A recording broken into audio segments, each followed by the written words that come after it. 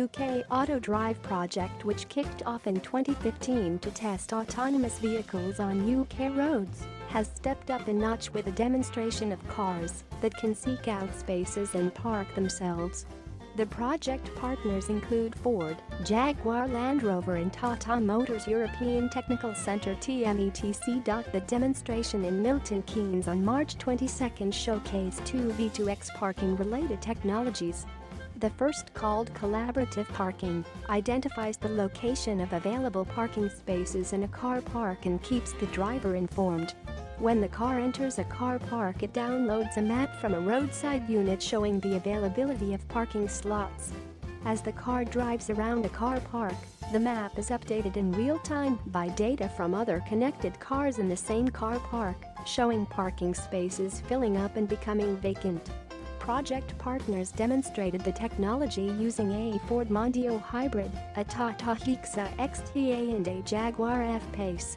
The cars connect by means of 5.9 GHz Wi-Fi technology dedicated for automotive use. Dennis Witt, a research engineer at Ford, says, "Technically, the system is already there, it just needs production engineering and integration, but there are no plans to bring it to production yet."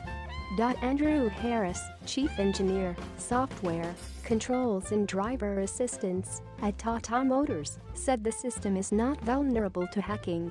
It is fully secure and uses the same encryptions as a banking system. The technology is already in demand, says Brian Matthews, head of transport innovation at Milton Keynes Council. Each parking slot in Milton Keynes has a land value of between £10,000 and £15,000, and if we can help people find a convenient space quickly, we don't have to oversupply spaces. There are 25,000 parking spaces available in Milton Keynes, but at the busiest times, when the popular areas are very full, there will still be 3,000 to 4,000 spaces available throughout the town. Matthews also sees the technology reducing congestion and stress by helping people to find them. According to UK Autodrive, 30% of congested urban traffic is due to drivers looking for parking spaces. Jaguar Land Rover demonstrated a more sophisticated technology which enables a prototype autonomous Range Rover Sport to drive to an available parking slot and self-park. The Level 4 autonomous vehicle is equipped with two LiDAR sensors and a long-range radar sensor at the front, a single LiDAR sensor at the rear, and two GPS antennae on the roof. Level 4 is the highest level of autonomy, while still retaining a driver. At Level 5, a car becomes driverless. Work on this level started at Jaguar Land Rover in 2016 and has progressed quickly from Level 3, which essentially comprises advanced driver assistance systems. One of the main differences between the two levels, says Jim O'Donoghue, lead research engineer, Level 4 autonomy is the way in which the car hands back control to the driver. It's done in a timely manner, rather than quickly like Level 3. If the driver doesn't respond, the car will drive to a safe spot and park. O'Donoghue says the technology could be ready for production in 5 to 10 years. It is expected that Level 4 autonomous cars will share the roads with conventional cars for years to come. The autonomous Land Rover has been trialed on public roads before in Coventry, but this is the first time it had tackled roundabouts, which presented a new challenge in working out exit and entry points as well as right-of-way. Reps Tim Armitage, UK Autodrive's project director, says valet parking systems will allow autonomous vehicles to drop passengers off at their destinations before moving off to park out of town. Doing so will reduce the space needed for parking in city centres, which could be put to better use.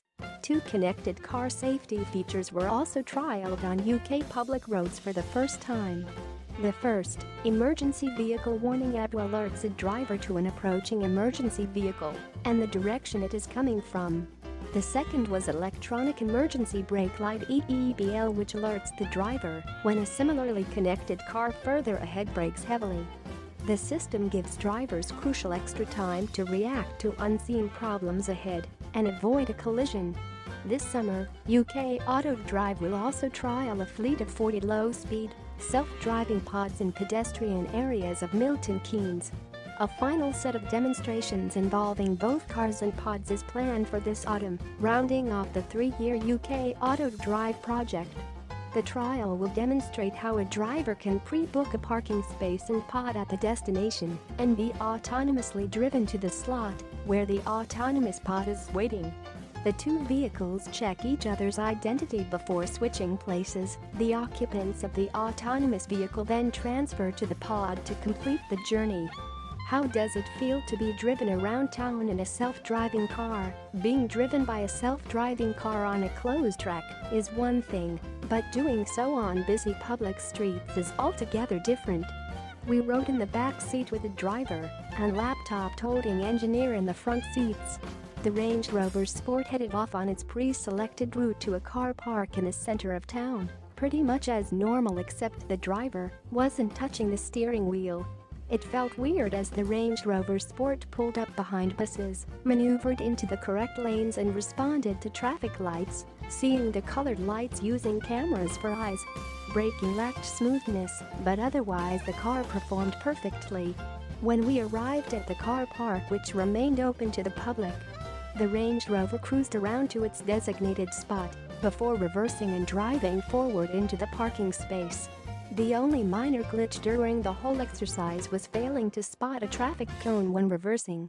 The collaborative parking exercise was just as impressive. Driving to the car park in a Ford Mondeo hybrid, a tablet installed on the dash displayed a checkerboard of red and green slots showing the availability of spaces. As we parked, the green slot we occupied turned to red as the car used its GPS to update the map. En route, the EEBL interacted with the Tata Hixa one car ahead. Although it was obscured by the F-Pace immediately in front, a warning flashed up on the screen alerting us when the Hixa driver braked hard. An ambulance used in the trial triggered the EVL several times. Its position and distance relative to our car showing on the screen. The system easily picked it up 350 meters away when it couldn't be seen or heard.